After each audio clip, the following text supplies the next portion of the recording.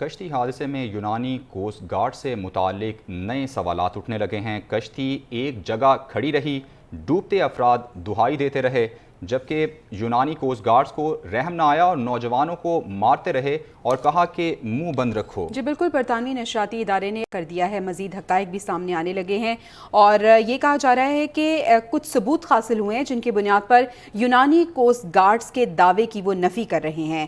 آپ کو بتائیں کہ شپ ٹریکنگ ڈیٹا سے معلوم ہوا ہے کہ تارکین وطن کی کشتی ڈوبنے سے 7 گھنٹے پہلے ایک جگہ رکی ہوئی تھی، لیکن اب سوال یہ ہے کہ جب وہ کشتی رکی ہوئی تھی، وہ جو کوسٹ گارڈز وہاں پہ موجود تھے انہوں نے ان کی مدد کیوں نہیں کی؟ بالکل، اس سے یہ بھی ایسا لگ رہا ہے جس طرح کی معلومات آ رہی ہیں کہ کشتی کو بچایا جا سکتا تھا، لوگوں کو بچایا جا سکتا تھا، لیکن یہ انتہائی تشویشناک بات ہے کہ بچانے کی صلاحیت ہونے کے باوجود کیوں کر بچایا نہیں گیا۔ یہ ایک بڑا سوالیہ نشان ہے۔ اس پر ایک رپورٹ ہم نے تیار کیا، وہ دیکھیے۔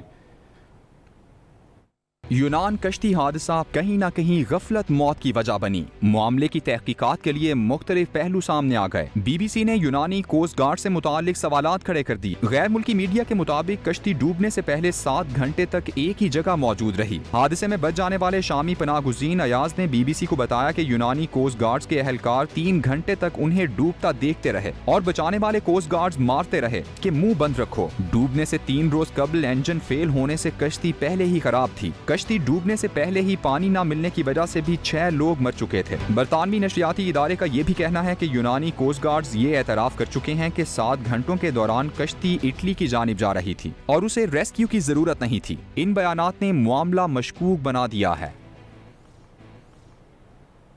یونان کشتی حادثے پر ہر آنکھ نم ہے۔ آج یوم سوگ بھی منایا جا رہا ہے۔ قومی پرچم سرنگو کر دیا گیا ہے۔ جاں بحق افراد کے لیے دعا کی جا رہی ہے اور ان کے ورثہ سے اظہار یکجہتی کی جا رہی ہے۔ کل وزیر اعظم شہباز شریف کی جانب سے یہ خصوصی ہدایات جاری کی گئی تھی کہ ملک بھر میں آج یوم سوگ منایا جائے گا۔ ساتھ ہی ساتھ انہوں نے کہا ہے کہ جو اس واقعے کے ذمہ دار ہیں انہیں قرار واقعی سزا ملنی چاہیے، ان کی گرفتاری بھی عمل میں لائی جانی چاہیے۔ بالکل، ایف آئی اے کی جانب سے ہم کارروائیاں بھی دیکھ رہے ہیں جب سے اس کشتی حادثے کے حوالے سے جو ہے خبریں سامنے آ رہی ہیں، اور گجرات اور شیخو پورہ میں مزید 2 ایجنٹس بھی گرفتار کر لیے گئے ہیں۔ مختلف شہروں میں کریک ڈاؤن جاری ہے اور وزیر اعظم کی جانب سے خصوصی ہدایات دی گئی ہیں، لیکن یہ ایک چیز جو قابل غور ہے کہ اس طرح کے واقعات ہونے کے بعد ہی ہم متحرک ہوتے ہیں، اس سے پہلے اس طرح کے اقدامات نہیں اٹھائے جاتے۔ تفصیلات اس رپورٹ میں جانیے۔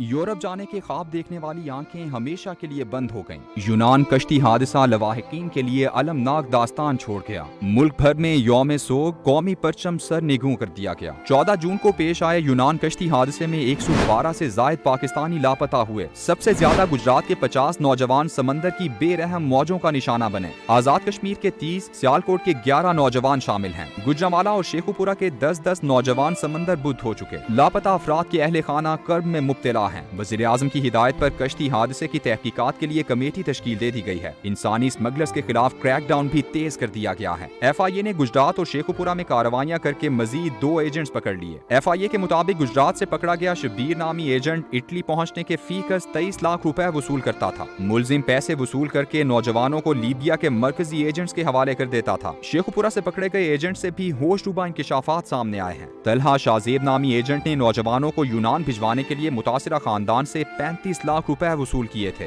ایف آئی اے حکام کا مزید کہنا ہے کہ انسانی اسمگلنگ میں ملوث 14 سے زائد ایجنٹس گرفتار کیے جا چکے ہیں، جن سے تفتیش کے بعد نیٹ ورک کے دیگر اراکین کو بھی جلد گرفتار کر لیا جائے گا۔ دوسری جانب لاپتہ افراد کے اہل خانہ اپنے پیاروں کی تلاش میں بے بس دکھائی دیتے ہیں۔ براہ راست آپ کو لیے چلیں گے، قومی اسمبلی کا اجلاس جاری ہے۔ وزیر دفاع خواجہ آصف اظہار خیال کر رہے ہیں۔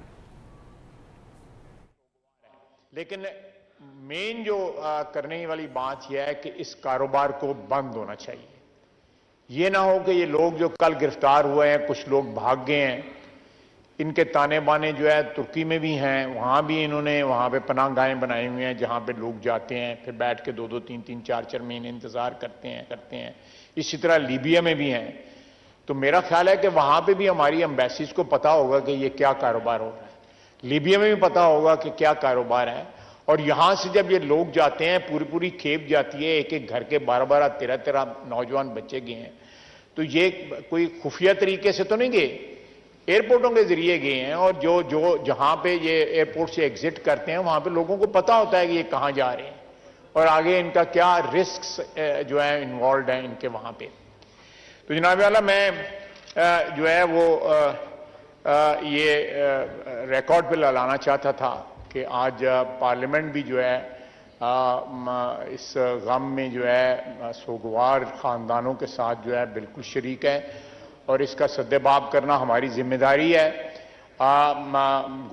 میں پھر دہراؤں گا کہ الیکشن جو ہے وہ بالکل جو ہے نزدیک آ چکا ہے، لیکن پھر بھی یہ ایک ایسی چیز ہے جس کو، یہ قومی مسئلہ ہے، اس کو فوری طور پہ حل ہونا چاہیے۔ میں دوسری بات جناب اسپیکر، میں نے اس دن، میں تھوڑا ٹائم لوں گا، زیادہ ٹائم نہیں لوں گا، اس دن میں نے جو وائس چانسلر صاحبان کا جو ذکر کیا تھا وہ لفظ تو غلط تھا، میں نے اس کی معذرت بھی کی تھی، دوبارہ معذرت کرتا ہوں اس لفظ سے، لیکن ایسے وائس چانسلر موجود ہیں جو 11 سال سے، بلکہ 2011 سے ایک ساتھ موجود ہیں۔ مجھے یہاں پہ ایجوکیشن کمیٹی والوں نے، ایجوکیشن اسٹینڈنگ کمیٹی والوں نے بنایا کہ 3 4 ایسے وائس چانسلر، میں یونیورسٹیوں کے نام نہیں لینا چاہتا، جن کو اسٹینڈنگ کمیٹی ہماری، سمی گلانی صاحب یہاں پہ نہیں ہے، اسٹینڈنگ کمیٹی والے بلاتے ہیں وہ نہیں آتے، ڈیفائی کرتے ہیں، ڈسپائٹ دا فیکٹ کہ یہاں پہ ہم نے ایک لا بھی پاس کیا ہے کہ جو بندہ ڈیفائی کرے آرڈرز کو اسٹینڈنگ کمیٹی کے، وہ نہیں آتے۔ یہ میں نے کوئی خالی کھلی بات نہیں کی تھی، جہاں تک میرا اس لفظ کا استعمال تھا اس کے لیے میں پھر معذرت کروں گا، لیکن جہاں پہ کانڈکٹ ہے، کانڈکٹ جو ہے ہمارے بہت سی یونیورسٹیاں جو ہیں، میجورٹی نہیں چلے لیکن پھر بھی اوور تعداد میں جو ہے اس قسم کے حالات ضرور ہیں کہ ایک صاحب جو ہیں وہ ٹرمینیٹ ہوئے ہیں، وہ پھر سٹے لے کے بیٹھے ہوئے ہیں۔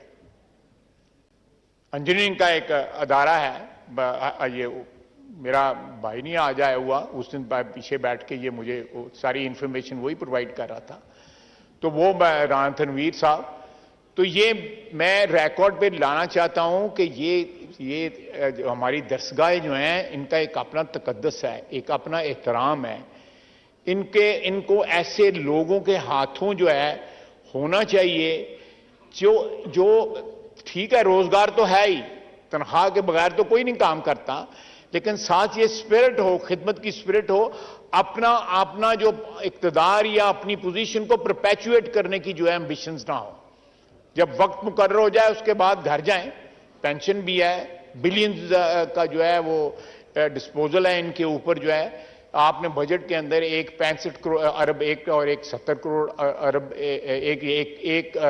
135 ارب روپیہ جو مختص کیا ہے اس سے۔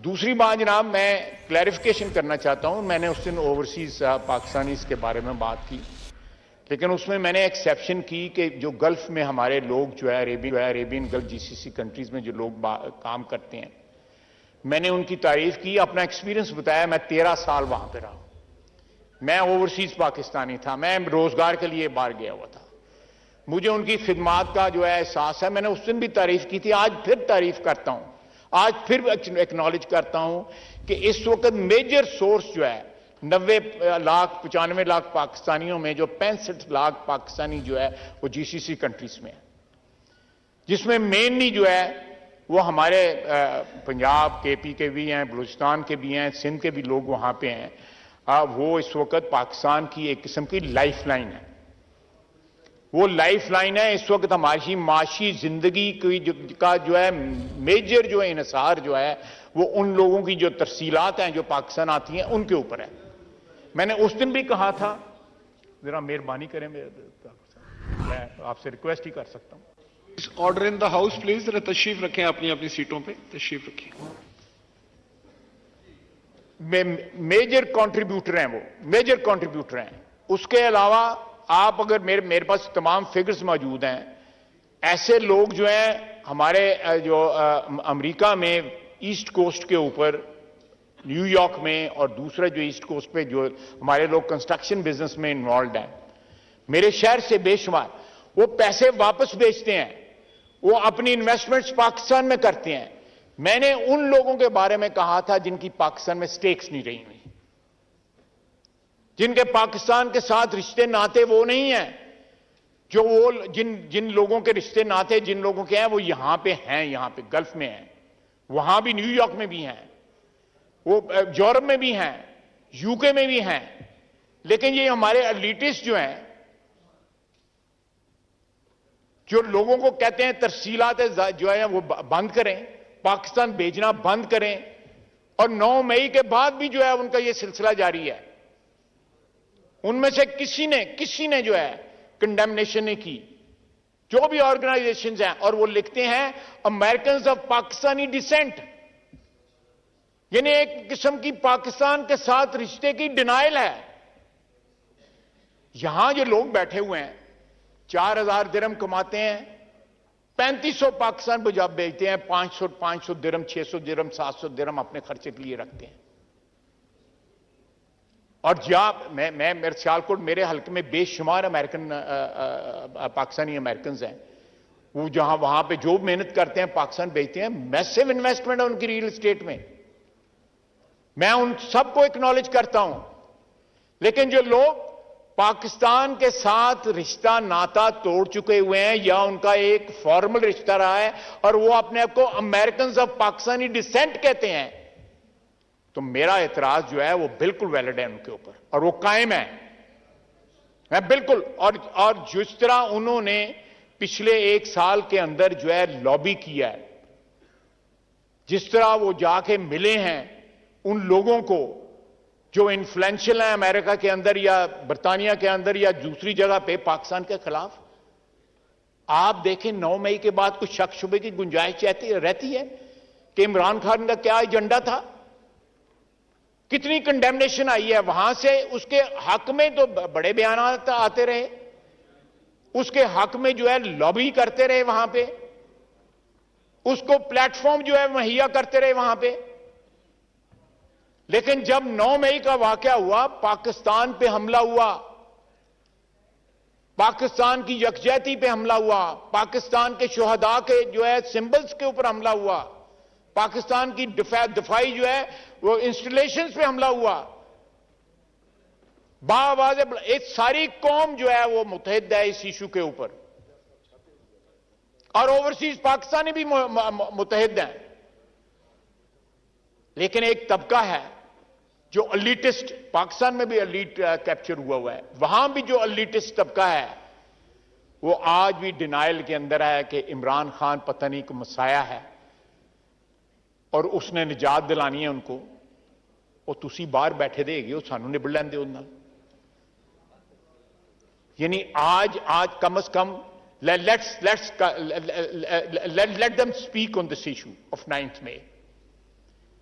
आज भी पाकिस्तान के खिलाफ वो जो लॉबी कर रहे हैं, तो मैं ये क्लैरिटी लाना चाहता था कि जो मैंने उस दिन भी अपनी तकरीर में डिफरेंशिएट किया, तफरीक की।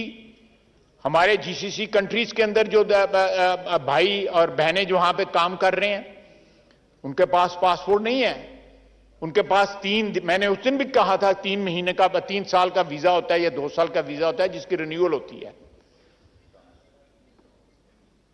और वो उनकी प्रेफरेंसेस जो है ना सिर्फ और सिर्फ पाकिस्तान है, उनकी जो प्रेफरेंसेस डिल्यूट नहीं हुई।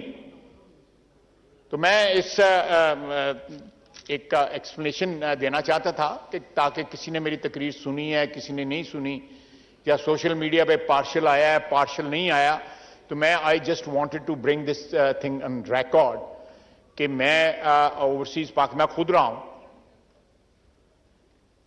मैं पैसे भेजता था, अपने वालदैन को पैसे भेजता था, अपनी फैमिली को पैसे भेजता था।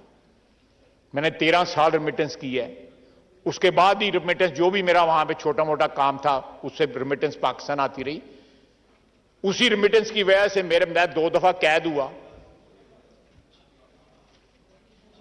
मुशर्रफ साहब ने भी किया और ये इमरान खान के वक्त भी हुआ। तो जो लोग पाकिस्तान की लाइफ लाइन है मैं उनका वो पाकिस्तान के मोहसिन है, लेकिन जो लोग जो है किसी और की लाइफ लाइन बनना चाहते हैं, इमरान खान की लाइफ लाइन बनना चाहते हैं, मैं कतई तौर पे जो मैं आई कंडेम देम, आई ओपनली कंडेम देम।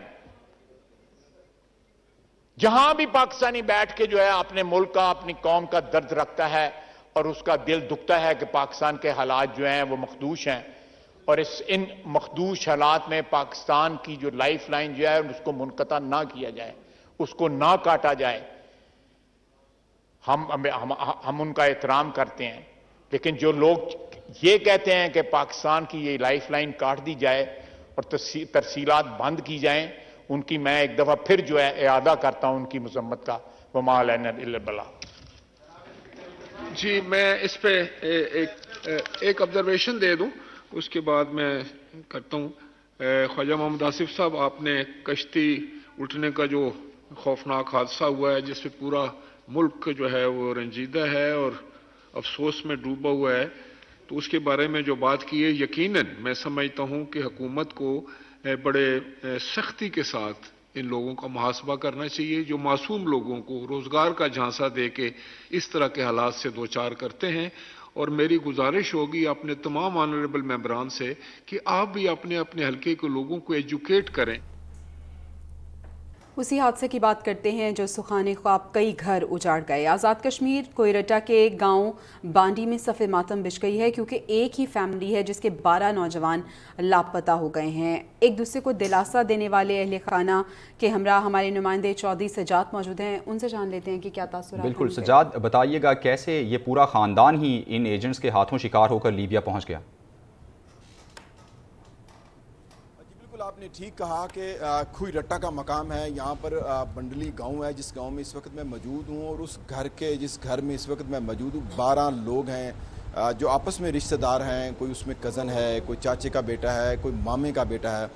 तो यहाँ पे हर आँख जो है वो अश्कबार है, एक सोग का समा है इस घर में। हमारे साथ फैमिली के कुछ मेंबर भी हमारे साथ मौजूद हैं, हम उनसे भी आपसे बात कराने की कोशिश करेंगे, PNN नाज़रीन को दिखाएंगे। अरसलान हमारे साथ इस वक्त मौजूद है जो कज़न है उसका, हम उससे बात करते हैं कि उसके क्या जज्बात हैं, क्या आखिरी बात अरसलान को वो करके यहाँ से निकला। अस्सलाम वालेकुम अरसलान। जी वालेकुम अस्सलाम। बहुत दुख का मकाम है इस वक्त कि आपके कज़न इस वक्त लापता हैं। हमें ये बताइएगा कि आखिरी कब मुलाकात हुई आपसे?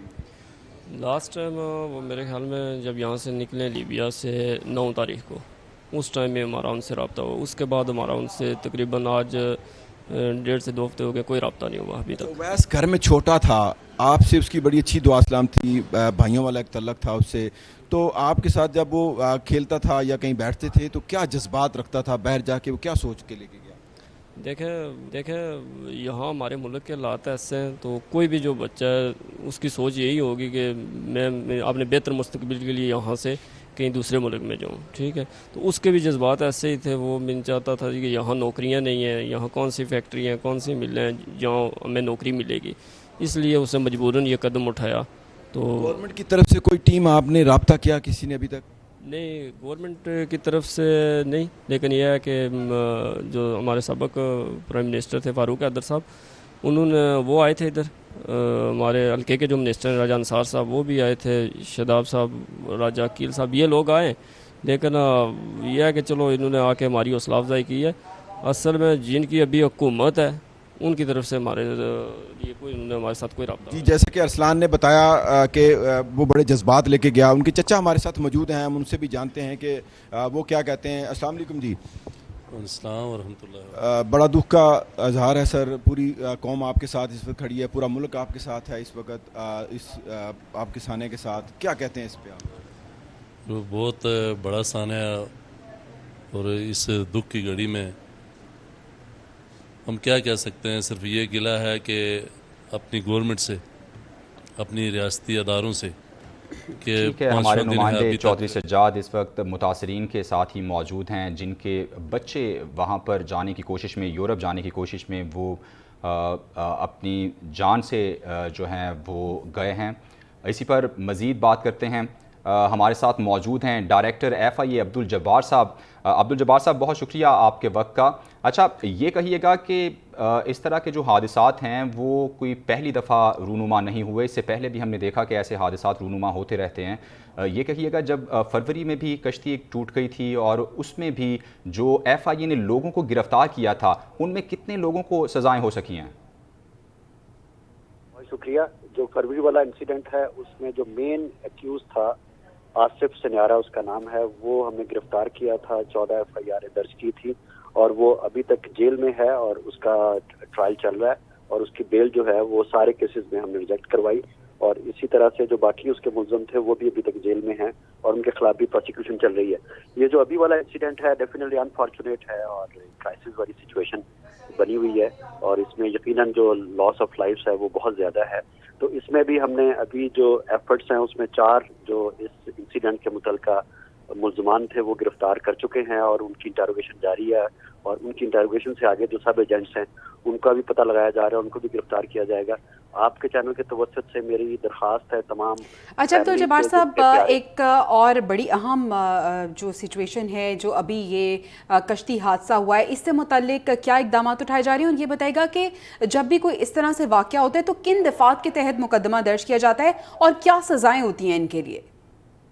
جی اس میں جیسے بتا رہا تھا کہ جی اس والے انسیڈنٹ میں جیسے ہی پتہ چلا, چونکہ ہمارا ایک لنک آفس گریس میں بھی ہے FIA کا, تو وہاں سے جیسی انفارمیشن آئی ہے تو ہم نے جو اسمگلرز یہاں پر تھے ان کو گرفتار کیا ہے. 4 ابھی تک گرفتار ہو چکے ہیں اور ان کی انٹروگیشن آگے جاری ہے.